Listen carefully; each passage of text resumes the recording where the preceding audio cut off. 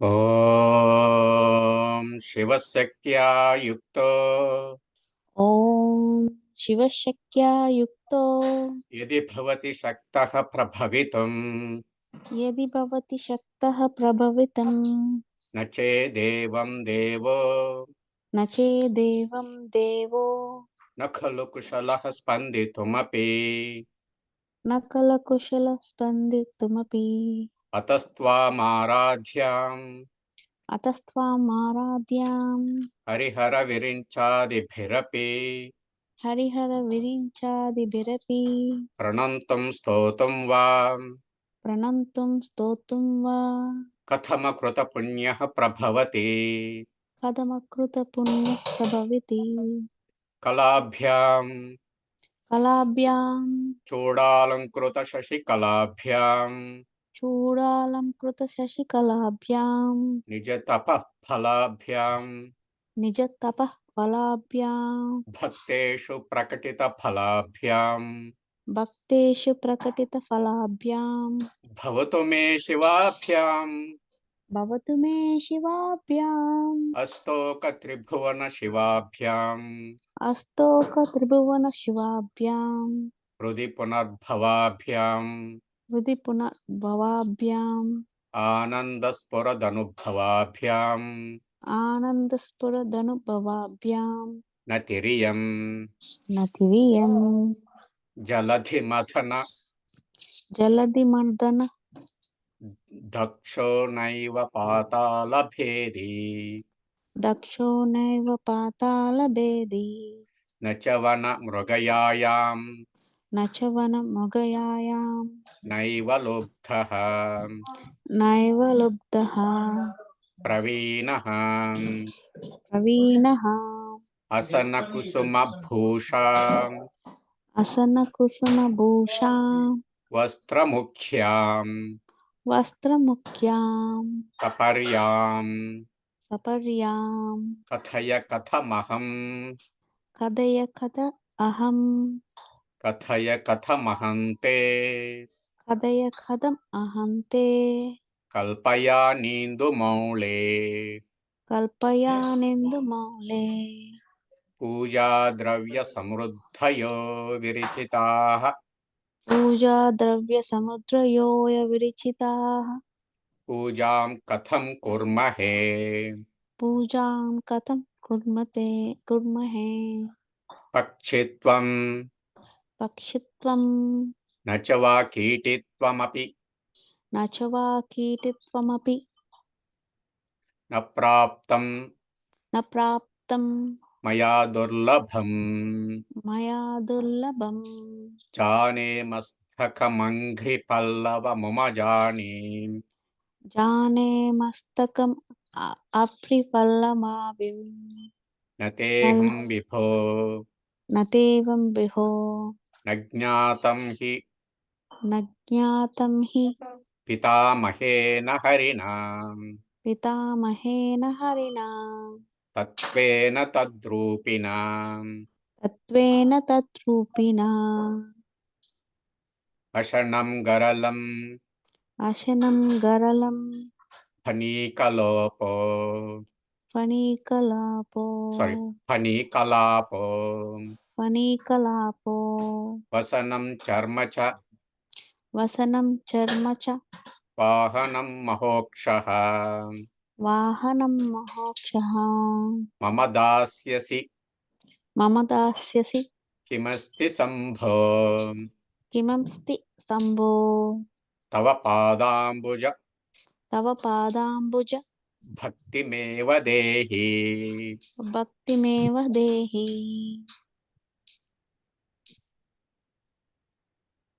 యదా కృతాంభోనిధి సేతుబంధనః యదా కృతాంభోనిధి సేతుబంధనః కరస్థలాదః కృతపర్వతాధిపః కరస్థలాదః కృతపర్వతాధిపః భవాని తే లంఘిత పద్మసంభవః భవాని తే లంఘిత పద్మసంభవః తదా శివార్చాస్తవ భావనక్షమః తదా శివార్చాస్తవ భావనక్షమః నతిభిర్నుతిభిస్త్వమీశ నతిభిర్నుతిభిస్త్వమీశ పూజా విధిభిః పూజావిధిభిః ధ్యాన సమాధిభిః నతుష్టః ధ్యాన సమాధిభిః నతుష్టః ధనుషా ముసలేన చాస్మభిర్వా ధనుషా ముసలేన చాస్మభిర్వా వదతే ప్రీతికరం తథా కరోమి వదతే ప్రీతికరం తథా కరోమి వచసా చరితం వదామి వచసా చరితం వదామి శంభోరహముద్యోగ విధాసు శంభోరహముద్యోగ విధాసు తే అప్రసక్తః తే అప్రసక్తః మనసా కృతిమీశ్వరస్య సేవే మనసా కృతిమీశ్వరస్య సేవే శిరసా చైవ సదా శివం నమామి శిరసా చైవ సదా శివం నమామి ఆద్యా విద్యా ఆద్యా విద్యా హృద్గతా నిర్గతాసీత్ హృద్గతా నిర్గతాసీత్ విద్యా హృద్యా విద్యా హృద్యా హృద్గతా త్వత్ప్రసాదాత్ హృద్గతా త్వత్ప్రసాదాత్ సేవే నిత్యం సేవే నిత్యం శ్రీకరం త్వత్పదాబ్జం శ్రీకరం త్వత్పదాబ్జం భావే ముక్తేర్భాజనం రాజమౌళే భావే ముక్తేర్భాజనం రాజమౌళే దూరీకృతాని దురితాని దూరీకృతాని దురితాని దురక్షరాణి దురక్షరాణి దౌర్భాగ్య దుఃఖ దౌర్భాగ్య దుఃఖ దురహంకృతి దుర్వచాంసి దురహంకృతి దుర్వచాంసి సారం త్వదీయ చరితం సారం త్వదీయ చరితం నితరాం పిబంతం నితరాం పిబంతం గౌరీశ మామిహ సముద్ధర గౌరీశ మామిహ సముద్ధర సత్కటాక్షైః సత్కటాక్షైః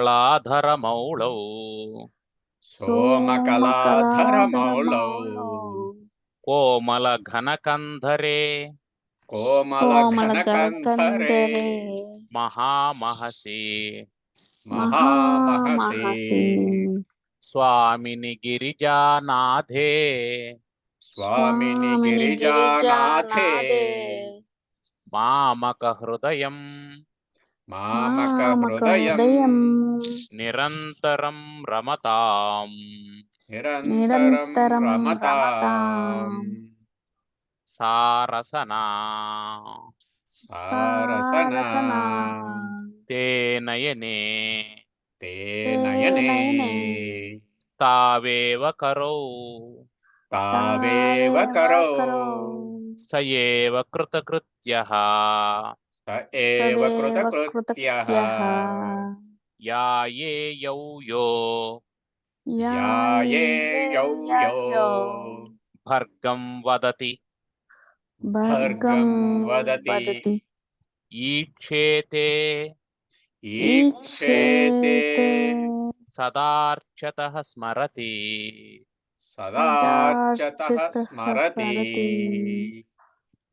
అతి మృదులౌ అతి మృదులౌ మమ చరణౌ మమ చరణౌ అతి కఠినం అతి కఠినం తే మనో భవానీశ తే మనో భవానీశ ఇతి విచికిత్సాం సంత్యజ ఇతి విచికిత్సాం సంత్యజ శివ శివ కథమాసీత్ గిరౌ కథమాసీత్ గిరౌ తథావేశః తథావేశః ధైర్యాంకుశేన ధైర్యాంకుశేన నిభృతం నిభృతం రభసాదాకృష్య రభసాదాకృష్య భక్తి శృంఖలయా భక్తి శృంఖలయా పురహర చరణాలానే పురహర చరణాలానే హృదయమదేభం హృదయమదేభం బధాన బదాన చిద్యంత్రైః చిద్యంత్రైః ధైర్యాంకుశేన నిభృతం ధైర్యాంకుశేన నిభృతం రభసాదాకృష్య రభసాదాకృష్య రభసాదాకృష్య రభసాదాకృష్య భక్తి శృంఖలయా భక్తి శృంఖలయా పురహర చరణాలానే పురహర చరణాలానే పురహర చరణాలానే పురహర చరణాలానే హృదయమదేభం హృదయమదేభం బధాన చిద్యంత్రైః బదాన చిత్రంత్యై జగద్గురు శంకరాచార్యుల వారు తమ శివానంద లహరి చివరికి వస్తూ ఉంది. అయితే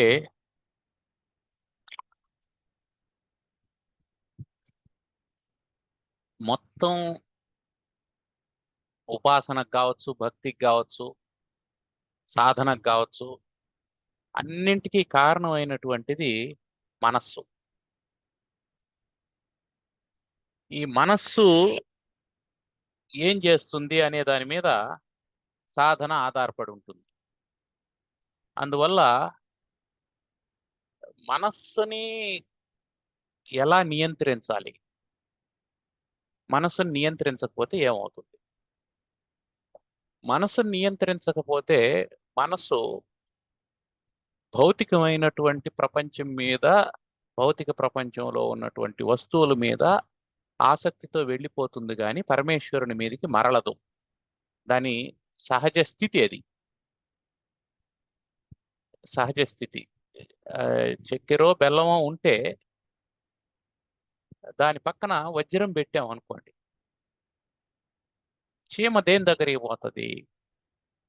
బెల్లం దగ్గరికే పోతుంది కానీ వజ్రం దగ్గరికి పోదు. కారణం ఏమిటి? చీమకు ఆ బెల్లం ఆనందాన్ని ఇస్తుంది, రుచినిస్తుంది. దానికి తెలియదు ఈ వజ్రం కానుంటే, దాంతో బెల్లం కొంటే అది రాసులు పోసుకోవచ్చు,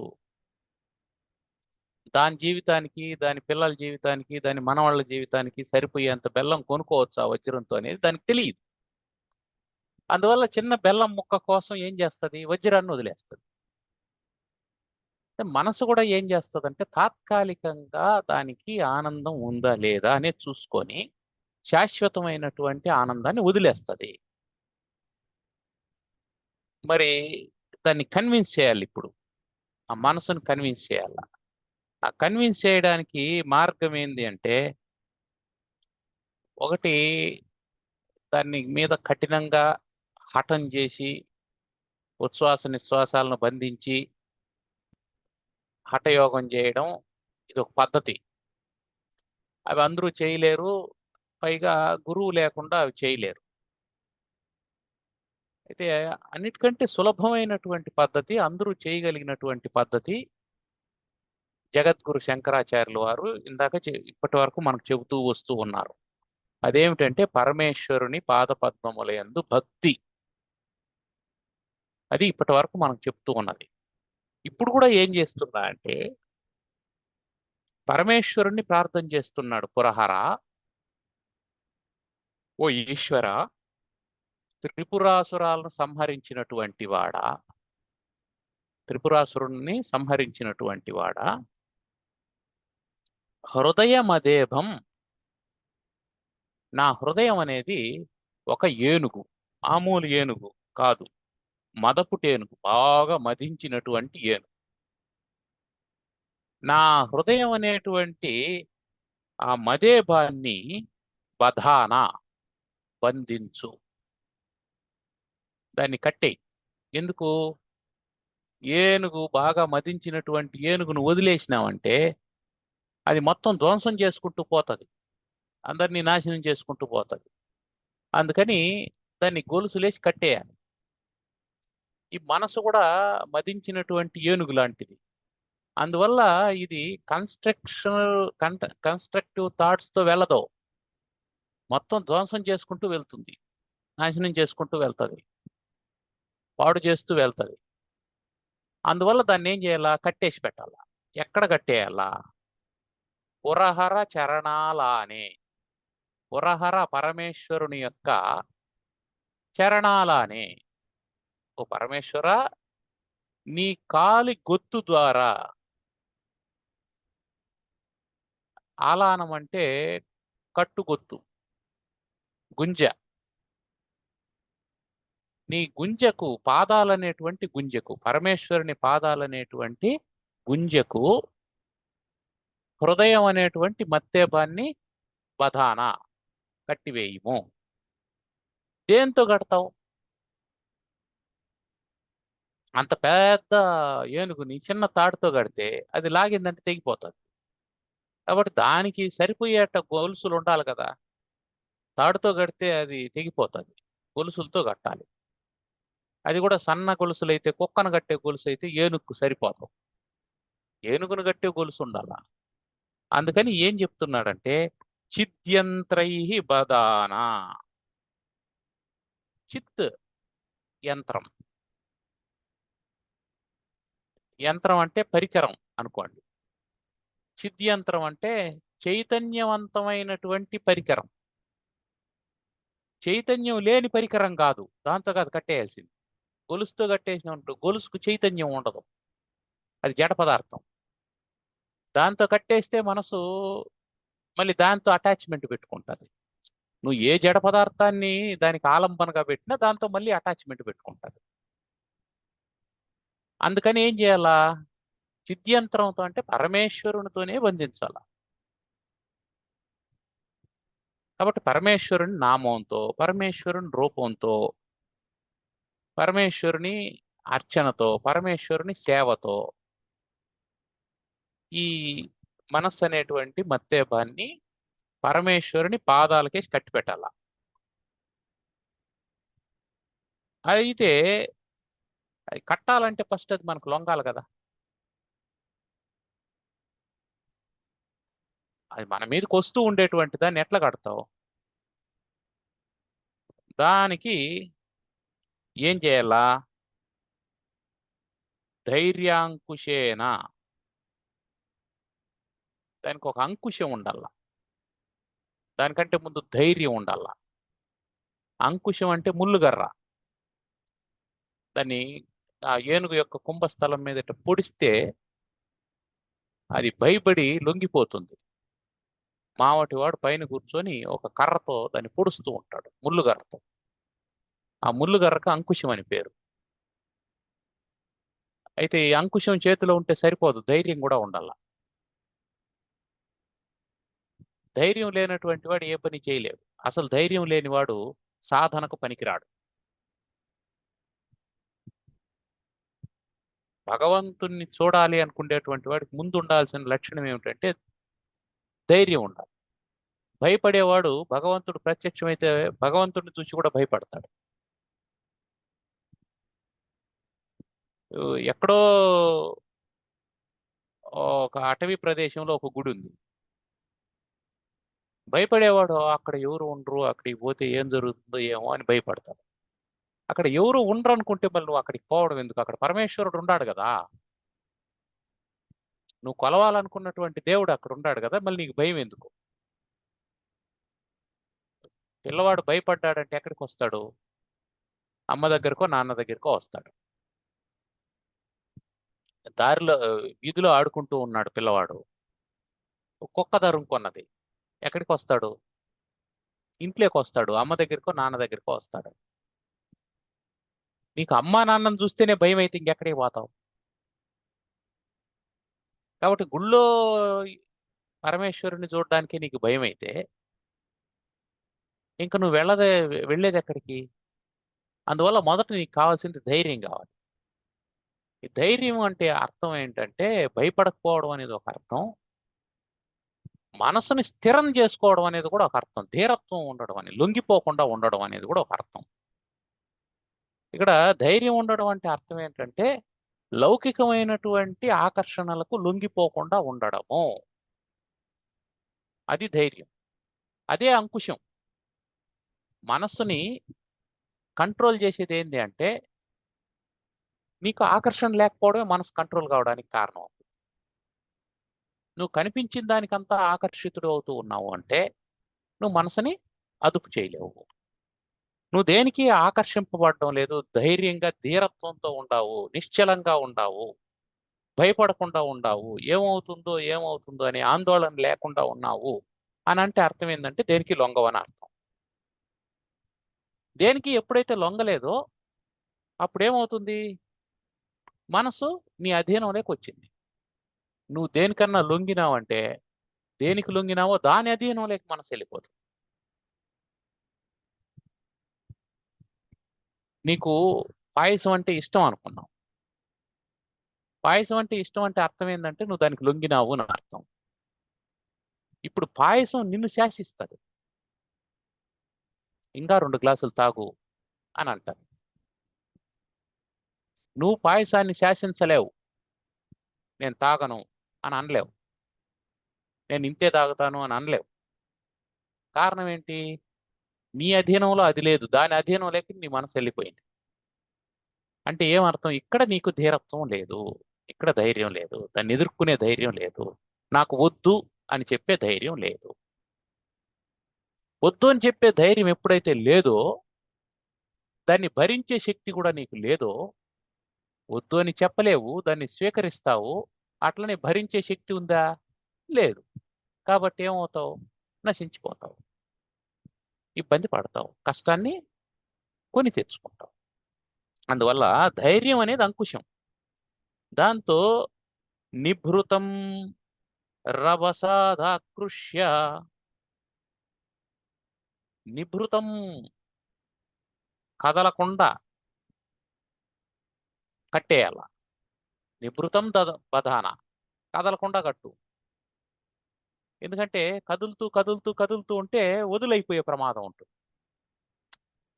ఒక గుంజ నాట్యం అది అట్లే ఉంటే ఉంటుంది. దాన్ని కదిలిస్తా కదిలిస్తా కదిలిస్తా ఉన్నామంటే అది లూజ్ అయిపోయి ఊడొచ్చేస్తుంది. అందువల్ల అది కదలకుండా ఉండాల. అంటే ఏమర్థం? మనసు స్థిరంగా ఉండాలా అని అర్థం. కదలకుండా ఉండాల మనసు. కదులుతూ ఉందనుకో, కొంతసేపు ఇటు కొంతసేపు అటు, కొంతసేపు ఇటు కొంతసేపు అటు ఉందనుకో, ఏది ఆకర్షణీయంగా ఉంటే అటువైపు ఆగిపోతుంది. మళ్ళీ పోతాంలే అంటే ఈ ఒక్కరోజు సినిమా చూసేద్దాం అని అంటూ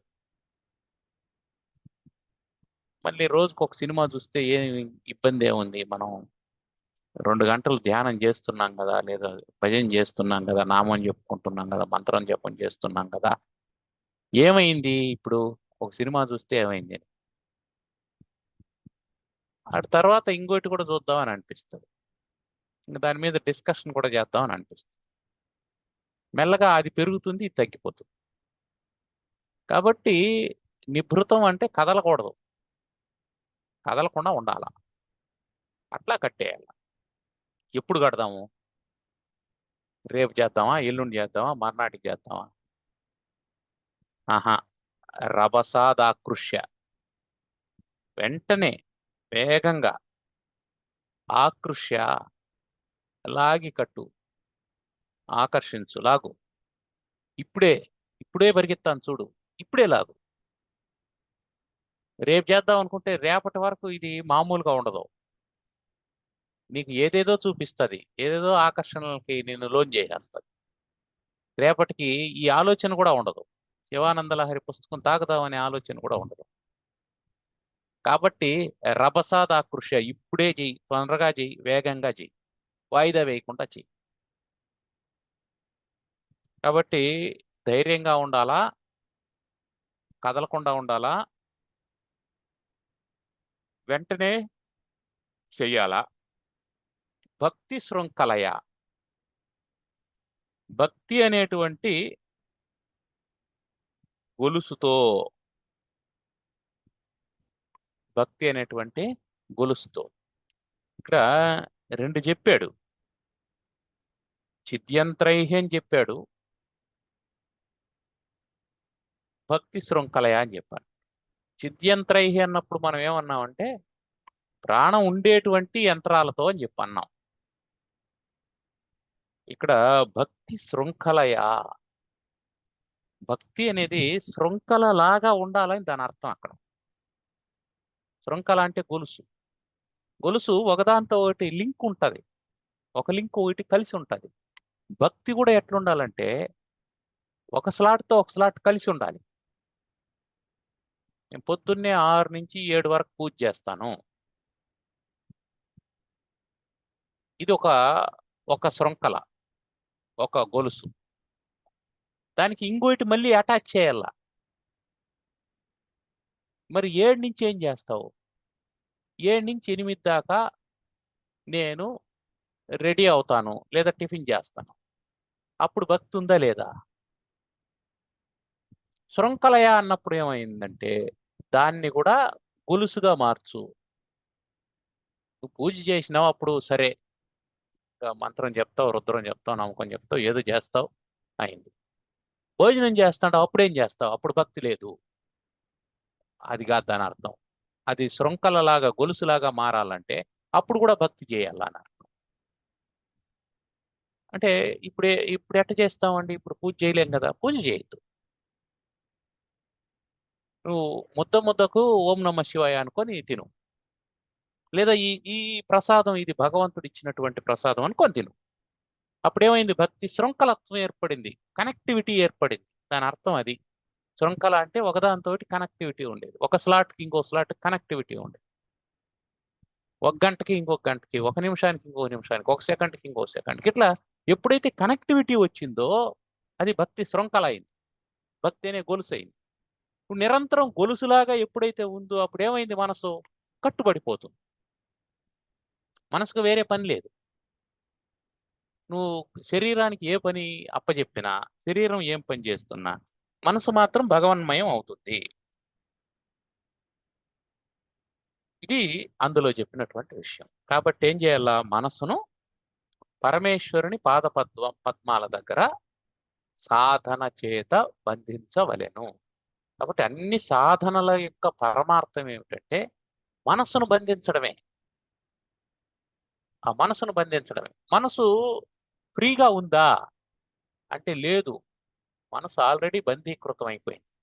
ఎక్కడ బంధీకృతం అయిపోయింది అంటే లౌకికమైనటువంటి విషయాల పట్ల అది బంధీకృతం అయిపోయింది. అదేమి స్వతంత్రంగా లేదు మనస్సు, అది కూడా బంధంలోనే ఉంది. ఇప్పుడు ఆ బంధం కాదు, ఆ బంధం మోక్షాన్నిచ్చే బంధం కాదు, ఆ గొలుసు తెగిపోయే గొలుసు కాదు. మనం తప్పించుకోవాలంటే తెగిపోయే గొలుసుతో ముడేసి ఉండాలి. లౌకికమైనటువంటి విషయాలతో బంధం ఏర్పడితే అది తెగదు, అది జన్మ పరంపరలకు కారణం అవుతుంది.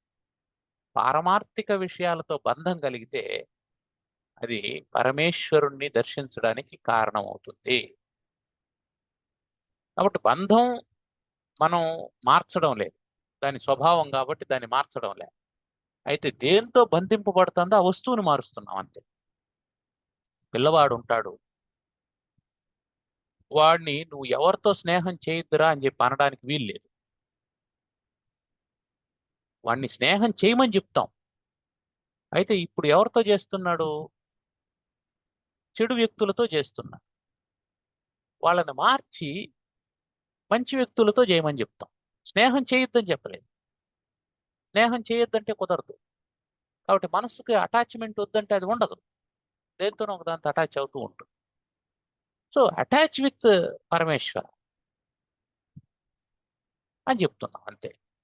అందువల్ల అదేమి బాధపడదు. నాకే ఆలంబన లేకుండా చేసినారు అనేసి ఏం బాధపడదు. నీకేం కావాలా? నేను అందమైనటువంటి దాన్ని చూడాలా? చూడు, అమ్మవారి అందానికి మించిన అందమే ఉంది. పరమేశ్వరుని అందానికి మించిన అందం ఏముంది? నేను వైభవాన్ని అంతా చూడాలా? ఈశ్వర వైభవానికి మించిన వైభవం ఏముంది? చూడు. అది మన మనసుని కన్విన్స్ చేయాల్సినటువంటి విధానం. అట్లా కన్విన్స్ చేసి చిద్యంత్రై హృదయమదేభం వదానా. ఎక్కడ? చరణాలానే. పరమేశ్వరుని యొక్క చరణములనేటువంటి పాదాలనేటువంటి కట్టు స్తంభానికి మనస్సు అనేటువంటి ఏనుగును భక్తి అనేటువంటి గొలుసులతో కట్టివేయాలి. ఎప్పుడు? రభసాదాకృష్య. వాయిదా వేయద్దు. వాయిదా వేయద్దు. రేపు చేద్దాం, మర్నాడు చేద్దాం అని అనుకోవద్దు. ఎందుకని? ఉత్తర క్షణం కూడా నీకు గ్యారెంటీ లేదు. ఈరోజు పడుకుండేంత వరకు గ్యారెంటీ ఉందా? లేదు. పడుకుంటే లేచేంత వరకు గ్యారెంటీ ఉందా? లేదు. కాబట్టి వాయిదా ఎందుకు వేస్తావు? వాయిదా వేయకు, ఇప్పుడే మొదలుపెట్టు అని దాని అర్థం. ధైర్యాంకుశేన ధైర్యాంకుశేన నిభృతం నిభృతం రభసాదాకృష్య రభసాదాకృష్య భక్తి శృంఖలయా భక్తి శృంఖలయా పురహర చరణాలాని పురహర చరణాలాని హృదయమదేభం బధాన హృదయమదేభం బధాన చిద్యంత్రైః చిద్యంత్రైః. ఏమన్నా సందేహాలు ఉన్నాయి ఇందులో? ఆ, ఈ భక్తి శృంఖల ఇప్పుడు మొదటగా ఉన్న వాళ్ళు కనీసం వారానికి ఒకసారి చేయడము, అలా శృంఖలాలుగా ఏర్పాటు చేసుకుంటూ వెళ్తూ జీవితాంతం మళ్ళా రోజుకి మార్చుకొని, మళ్ళా గంటకు మార్చుకొని, మళ్ళా నిమిషానికి అలా ఏమన్నా చెయ్యాలా? లేకుంటే చేసుకోవచ్చు. ఏదో ఒక ఎందుకంటే ఎక్కడో ఒక చోట అంటే మనసు ఒక సిస్టమ్కి అలవాటు పడిపోయింది. అది ఉన్నట్టుండి కూడా మారదు. ఉన్నట్టుండి మనం కూర్చొని పంచాక్షరి జపించుకుంటూ కూడా ఉండలేము. అది మన జీవన విధానానికి కూడా సెట్ కాదు. అందుకని సాధన ఏం చెప్పాడు? మెల్లమెల్లగానే చెయ్యాలి, కానీ వెంటనే మొదలు పెట్టమని. అంతే, ఇంకేమి. అంతే. వాయిదా వేయకుండా మొదలుపెట్టు. కానీ నువ్వు ఈ రోజే భగవత్ సాక్షాత్కారం అయిపోవాలి అనేటువంటి మొండితనంతో చేయకు. మెల్లమెల్లగా మెల్లమెల్లగా. ఎందుకంటే ఇది జన్మాంతరాల్లో నుంచి అలవాటు పడినటువంటి మనస్సు. ఈ సూక్ష్మ శరీరం ఎన్ని స్థూల శరీరాలను మోసిందో తెలియదు. ఎందరికి కొడుకుగాడి జీవుడు తొలుత ఎందరికి తోబుట్టడి జీవుడు అంటాడు అన్నమాచార్య. ఎందరితో పుట్టాడో, ఎందరికి కొడుకుగా పుట్టాడో, ఎందరికి తండ్రిగా ఉన్నాడో, ఎన్నగల తిరువేంకటేశు మాయల దగిలి ఎన్ని తనువులు మోవడి జీవుడు. ఎవరెవరి వాడు ఈ జీవుడు, చూడ ఎవరికి ఏమవును ఈ జీవుడు. మనం శరీరంతో సంబంధాన్ని కలుపుకుంటున్నాము, కానీ మన సూక్ష్మ శరీరం ఎవరితో ఎప్పుడు తల్లిగా ఉన్నదో, ఎవరికి తండ్రిగా ఉన్నదో, ఎవరికి బిడ్డగా ఉన్నదో, ఎవరికి భార్యగా ఉన్నదో, ఎవరికి భర్తగా ఉన్నదో ఏమీ తెలియదు మనకు. అందువల్ల ఎన్నో శరీరాలను మోసింది ఆయా శరీరాలతో చేసిన పాప వాసనలు లేదా పుణ్యపు వాసనలు కర్మ వాసనలు అన్నింటినీ అది మోసుకొని ఉంది. ఇప్పుడు ఉన్నట్టుండి అవన్నింటినీ నువ్వు కింద పడేసి ఒక్కసారిగా భగవంతుని పాదాల దగ్గరికి రా అంటే అది రాదు.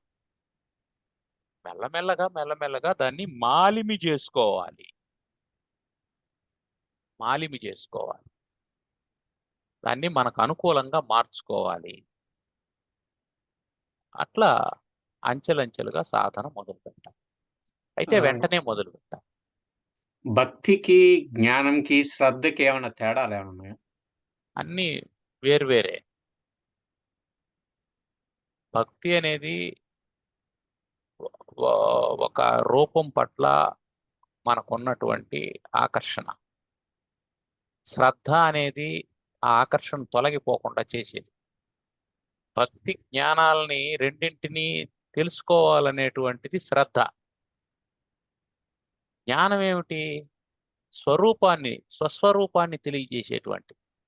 భక్తి నీకంటే వేరుగా భగవంతుడు ఉన్నాడు అనుకొని అతన్ని ఆరాధించడం భక్తి. కానీ ఇక్కడ స్వస్వరూపానుసంధానం, అదే అసలైనటువంటి భక్తి కూడా. తన గురించి తాను తెలుసుకోవడం జ్ఞానం. తనకంటే భిన్నంగా ప్రపంచం లేదని తెలుసుకోవడం జ్ఞానం. తర్వాత ప్రచరత్యభితః ప్రచరత్యభితః ప్రగల్భవృత్యా ప్రగల్భవృత్యా ప్రచరత్యేషః ప్రచరత్యభితః ప్రచరత్యభితః ప్రగల్భవృత్యా ప్రగల్భవృత్యా మదవానేషః మదవానేషః మనఃకరీగరీయాన్ మనఃకరీగరీయాన్ పరిగృహ్య నయేన పరిగృహ్య నయేన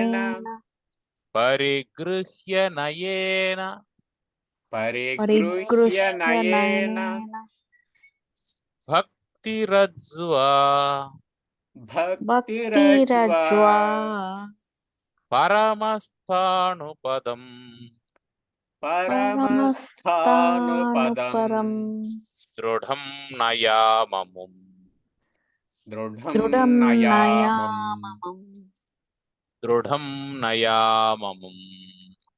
దృఢం నయామముం. ఇంకా ఈ మనస్సు అనేటువంటి ఏనుగుని గురించే చెప్తూ ఉన్నాడు.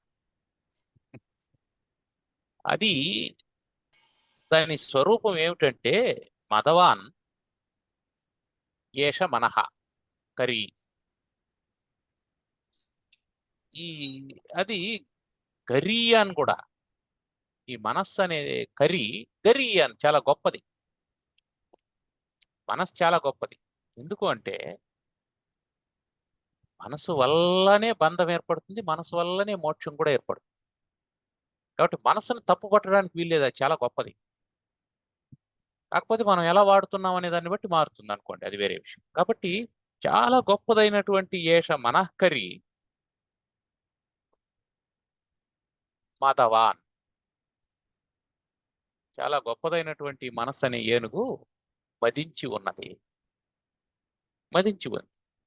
కాబట్టి ఇదేమవుతుంది? ఎప్పుడైతే మదం కలిగిందో అప్పుడు ప్రగల్భవృత్యా, ఎదురు లేనట్లు తిరుగు లేనట్లు ఎవరు ఆపలేరన్నట్లు, అభితః ప్రచరతి, అంతా తిరుగుతూ ఉంటుంది. అంతే కదా? పలానా చోటకు పోవచ్చు, పలానా చోటకు పోకూడదు, పలానా ఆలోచన చేయొచ్చు, పలానా ఆలోచన చేయకూడదు అని ఏమన్నా ఉందా మనసుకి? అభితః, నీ చుట్టూ ఏమేమి ఉన్నాయో అది సాధువృత్యా అసాధువృత్యా అనే దాంతో సంబంధం లేదు. మంచి ఆలోచన చెడు ఆలోచన అనే దాంతో సంబంధం లేదు, అది చేస్తూ ఉంటుంది అంతే. కాబట్టి ప్రచరతి అభితః ప్రగల్భ వృత్యా, ఎదురు లేనట్టు చుట్టూ తిరుగుతూ ఉంటుంది. ఏది? ఈ మనస్సు అనేటువంటి ఏనుగు. అది గొప్పదే, కానీ మదవాన్ కాబట్టి తిరుగుతూ ఉంటుంది. అది గరియాన్ లేకిన్ మదవాన్. అది గొప్పదే కానీ అది మదించినటువంటిది. కాబట్టి ఏం చేస్తాం? ఊ మదించినటువంటి వాణ్ణి మన దారిలోకి తెచ్చుకోవాలి. ఎట్లా అంటే అముం దీనిని నయేన భక్తిరజ్వా పరిగృహ్య. నయేన అనునయంతో, యుక్తితో, జాగ్రత్తతో, ఉపాయంతో, చాలా ఉపాయంగా తెచ్చుకోవాలి, దీన్ని దారిలోకి తెచ్చుకోవాలి.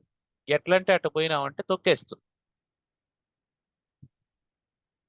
అట్లా నయేన పరిగృహ్య మెల్లగా బంధించి, దేంతో? భక్తి రజ్వా, భక్తి అనేటువంటి తాడుతో, పరమస్థాణుపదం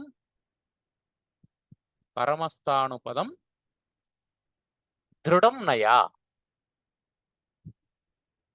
స్థాణు అంటే స్థిరమైనటువంటిదని ఒక అర్థం. స్థాణు అంటే పరమేశ్వరుడని అర్థం.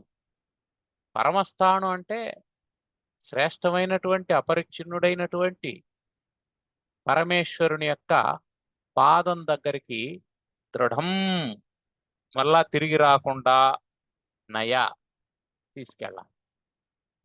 ఓ పరమేశ్వర, ఓ పరమా, ఓ అపరిచ్ఛిన్న స్వరూపుడా, ఇది మళ్ళీ తిరిగి రానటువంటి చోటుకి వెళ్ళాలి. ఈ సూక్ష్మ శరీరం మళ్ళీ తిరిగి రానటువంటి చోటుకు వెళ్ళాలంటే దీనికి మోక్షం రావాలి దాని అర్థం. ఆ బ్రహ్మ భువనార్లోకే పునరావర్తి నో అర్జున. అంటే బ్రహ్మాది లోకాల్లో ఎక్కడికి పోయినా మళ్ళీ ఏమవుతాడు? పునరావృత్తి ఉంటుంది. క్షీణే పుణ్య మర్త్యలోకం విషయం, మళ్ళీ తిరిగి వస్తాడు. మాముపేత్యంతు కౌంతేయ పునర్జన్మ న విద్యతే. నన్ను చేరినటువంటి వాడికి పునర్జన్మ ఉండదు. కాబట్టి పరమస్థాను పదం అంటే ఏమిటి? పునర్జన్మ లేనటువంటి చోటు. అది పరమేశ్వరుని పాదపద్మాలకు చేరినామంటే అప్పుడు మళ్ళీ పునర్జన్మ ఉండదు. కాబట్టి ఇది మళ్ళీ మళ్ళీ మళ్ళీ మళ్ళీ నువ్వు ఏ తాడితో గట్టినా తెంచుకొని మళ్ళీ వచ్చేస్తూ ఉంటుంది. ఒక్కోసారి భక్తి అనేటువంటి తాడు కూడా దృఢంగా లేకపోతే అది కూడా తెగిపోతుంది. చాలా మంది భక్తులు నాస్తికులుగా మారుతూ ఉంటారు. వాళ్ళకి ఏదో చిన్న జబ్బు చేస్తుంది, లేదా ఇంట్లో ఏదో జరుగుతుంది. దేవుడు ఉంటే ఇవన్నీ జరిగేదా? దేవుడు నాకు మోసం చేసినాడు, నేను ఎంత శ్రద్ధతో పూజ చేశాను, ఎంత నిష్ఠతో ఉన్నాను, నాకే ఇట్లా జరిగింది అంటే భగవంతుడు లేడు అని అనుకుంటూ ఉంటారు. అంటే ఏమర్థం? అప్పటి వరకు ఉన్నటువంటి భక్తి ఏమైపోయింది? తాడు తెగింది. అందుకని ఆ భక్తి రజ్జువు దృఢంగా ఉండాలి. దృఢమైనటువంటి తాడితో కట్టాలి. అందువల్ల ఎప్పుడైతే దృఢమైనటువంటి తాడుతో కడతామో అప్పుడు మళ్ళీ అది తిరిగి రాదు, తెంపుకొని రాదు. తిరిగి రానటువంటి చోటులో మనస్సుని చేర్చేయాలి. మళ్ళీ జన్మరాహిత్యాన్ని పొందాలి అని దాని అర్థం. అంటే రాహిత్యాన్ని పొందడానికి కారణం ఏం చెప్తున్నాడు? మనస్సు. జన్మలకు కారణం కూడా మనస్సే. పుణ్యానికి కారణం మనస్సు, పాపానికి కారణం మనస్సు, మోక్షానికి కారణం మనస్సు, ధర్మానికి కారణం మనస్సు, అర్థానికి కామం మనస్సు, అర్థకామాలకు కారణం మనస్సు. అన్నిటికీ మనస్సే కారణం. మనస్సు లేకపోతే శరీరం ఏమి చేయలేనిది, అది విగత జీవిగా పడుంటుంది. అందువల్ల అన్నిటికీ మనస్సే కారణం కాక ఆ మనస్సుని స్థిరంగా పరమేశ్వరుని పాదపద్మాల మీద ఉంచితే సరిపోతుంది. ఇది మనం చేయాల్సింది. అది మనకు జగద్గురువులు వారు చెప్తున్నటువంటి విషయం. కాబట్టి మదించినటువంటి మనస్సు అనేటువంటి ఏనుగును పరమేశ్వరుని యొక్క పాద పద్మాలకు చేర్చాలి, గట్టిగా కట్టాలి. లేకపోతే ఏమవుతుంది? ఇది అభితః ప్రచరతి ప్రగల్భ వృత్య, అడ్డు అదుపు లేకుండా చుట్టూ తిరుగుతూ ఉంటుంది. ఎందుకు? మదవానేష, ఇది మదించినటువంటిది. దాంతో మనకేం పనయ్యా, వదిలేద్దాం అని అనుకుంటే, ఆయన అది గరియ. నీ దగ్గర ఉన్నటువంటి అన్ని వస్తువులకి శ్రేష్టమైనటువంటి వస్తువు ఏదంటే నీ మనసే. మా నాన్న సంపాదించిన పెట్టినటువంటి ఆస్తి ఉంది, అది శ్రేష్టమైంది కాదు. మాకు తాతల తరాల నుంచి వచ్చినటువంటి వజ్రాలు ఉన్నాయి, అవి శ్రేష్టమైంది కాదు. అన్నిటికంటే శ్రేష్టమైంది నీ మనసు. ఆ మనసు ద్వారానే నువ్వు దేన్నైనా పొందగలుగుతావు. ఆ మనసు ద్వారానే దేన్నైనా వదిలేయగలుగుతావు. ఆ మనసు ద్వారానే ఆనందిస్తావు, మనసు ద్వారానే దుఃఖిస్తావు. కాబట్టి నీ దగ్గర ఉన్నటువంటి శ్రేష్టమైనటువంటి వస్తువు, భగవంతుడు నీకు ఇచ్చినటువంటి శ్రేష్టమైన వరము ఏమిటంటే మనస్సు. అది స్వేచ్ఛగా ఉండాలని కోరుకుంటుంది. కాబట్టి నువ్వు దాన్ని వదిలేసావంటే ఏమవుతుంది? అభితః ప్రచరతి, చుట్టూ తిరుగుతూ ఉంటుంది. నీ కళ్ళకి ఎదురుగా ఏముందో దాని దగ్గరికి పోతుంది ముందు.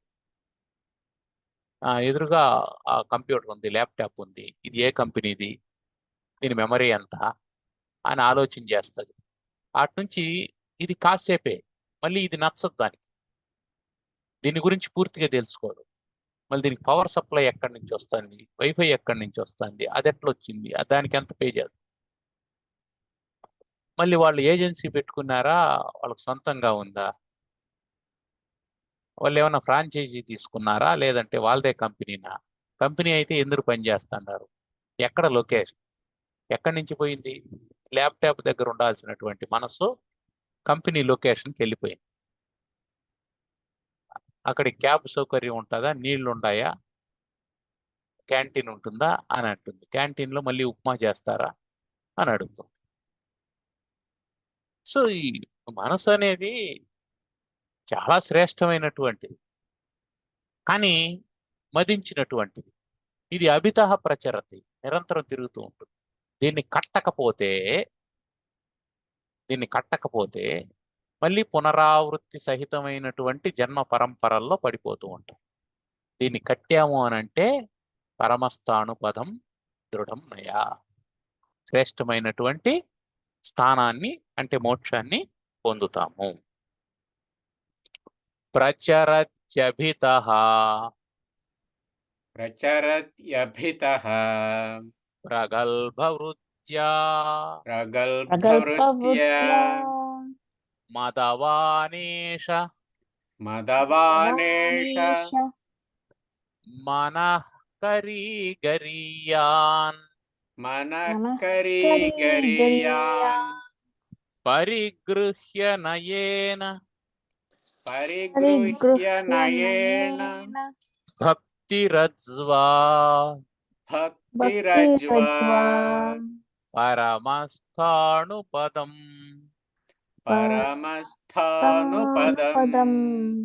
దృఢం నయామముం.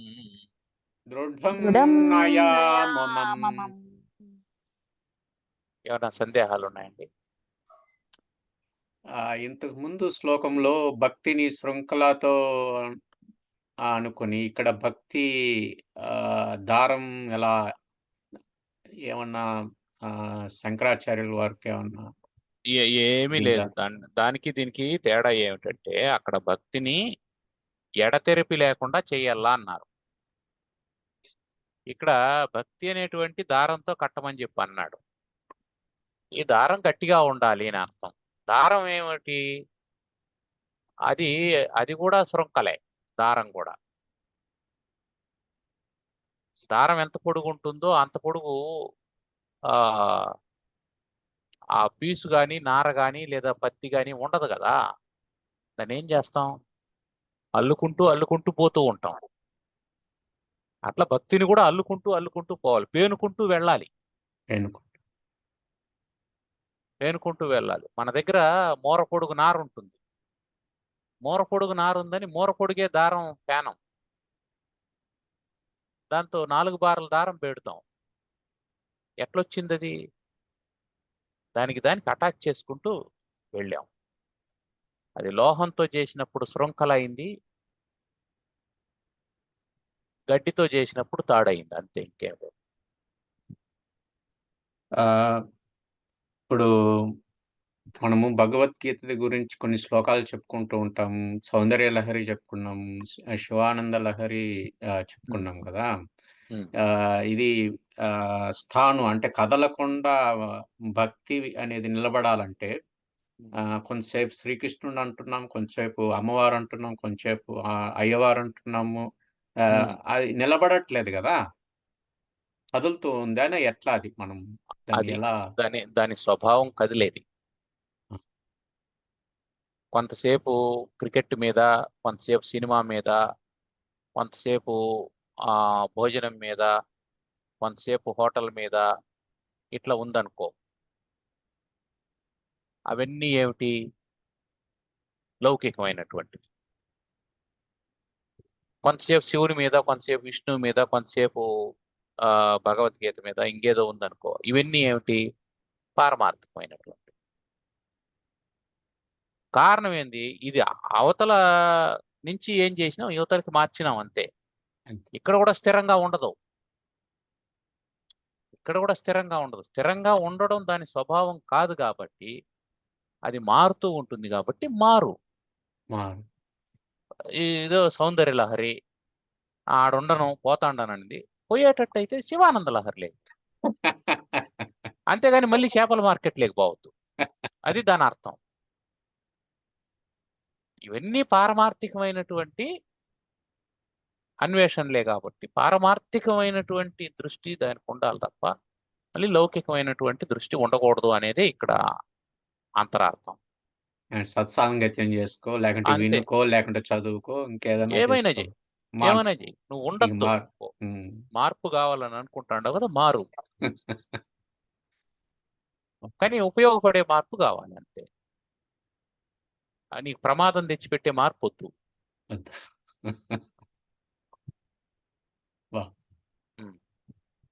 ఏమైనా ప్రశ్నలు ఉన్నాయా?